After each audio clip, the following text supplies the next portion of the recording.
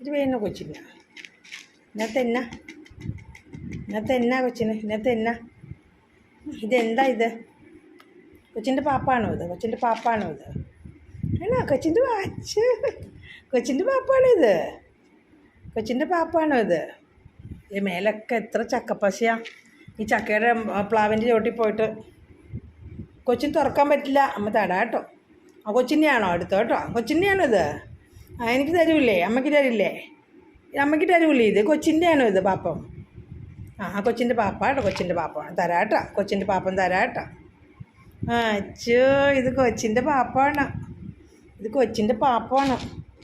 കൊച്ചിൻ്റെ പാപ്പം വേണമെന്ന് കൊച്ചിന്. തരാട്ടോ.